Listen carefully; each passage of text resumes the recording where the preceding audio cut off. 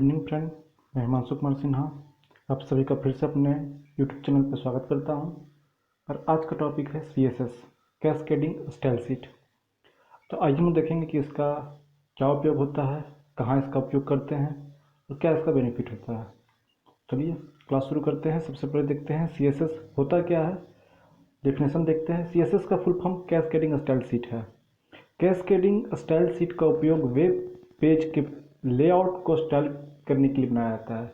हम जब web page design करते हैं तो सिंपल लुक को ये कुछ स्पेशल डिज़ाइन जैसे कि text colour, font style, web पेजों का हर एक पहलू को अच्छे तरीके से डिज़ाइन और यूनिक बनाने का कार्य CSS के द्वारा किया जाता है।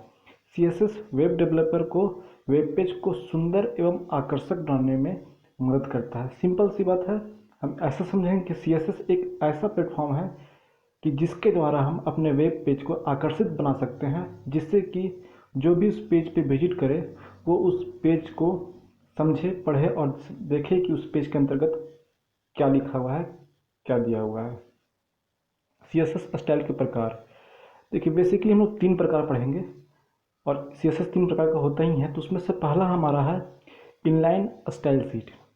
इसमें किसी सिंगल एलिमेंट में बदलाव करने के लिए उपयोग किया था। सिंगल एलिमेंट में अगर किसी एक एलिमेंट को हमको बदलाव करना है तो हम इनलाइन स्टाइल शीट का उपयोग करेंगे।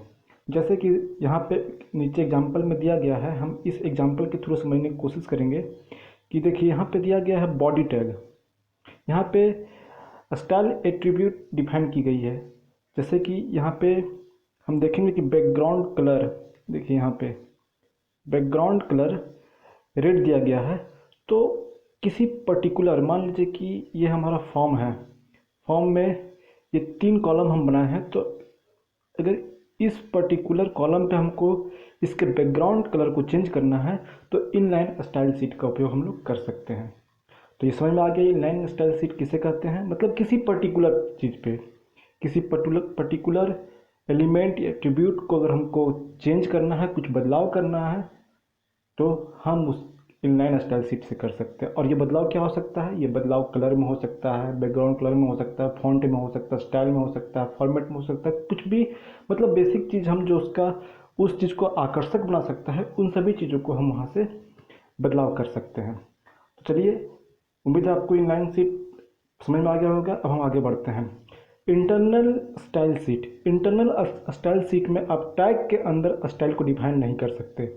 सबसे पहले ये देखते हैं कि इंटरनल स्टाइल शीट जो होता है वो होता क्या है। तो इंटरनल स्टाइल शीट जो होता है वो पूरे पेज में अगर हमको बदलाव करना है, एक पेज में, पूरे पेज में मतलब कि 200 पेज का अगर मेरा वेब पेज है तो नहीं, किसी एक पेज में, होल डॉक्यूमेंट मतलब वन डॉक्यूमेंट में, वन पेज पे अगर हमको पूरा कहीं बदलाव करना है तो हम इंटरनल स्टाइल शीट के द्वारा बदलाव कर सकते हैं।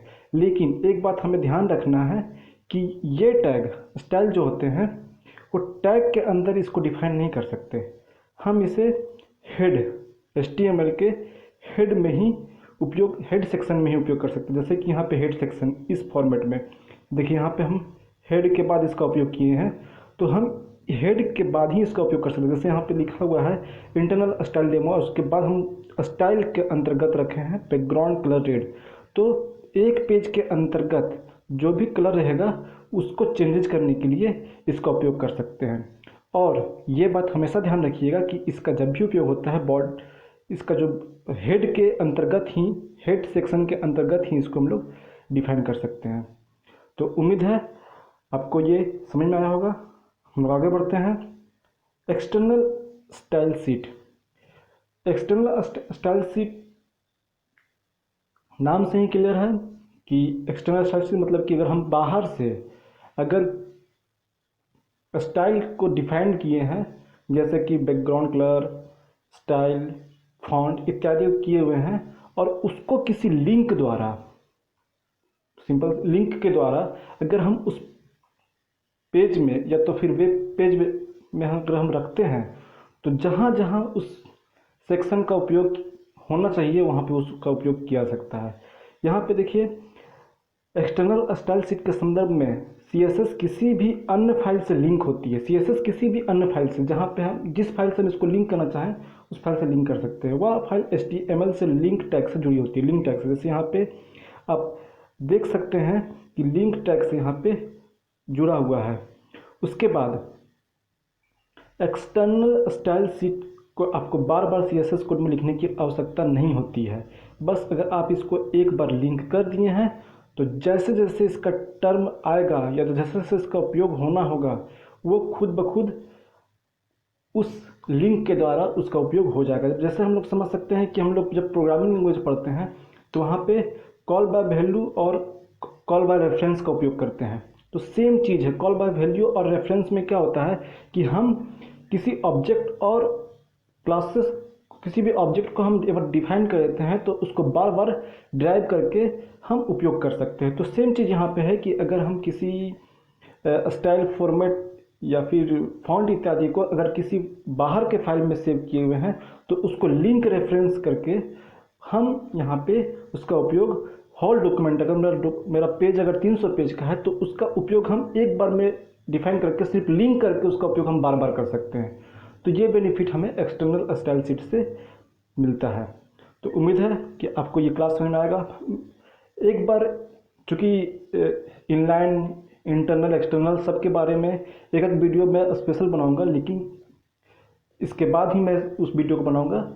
फिलहाल ये होता क्या है उसको समझाने के लिए ये वीडियो था। उम्मीद करता हूँ कि आप लोग को समझ में आया होगा। चलिए, तब तक के लिए सुरक्षित रहिए, सेफ रहिए। धन्यवाद।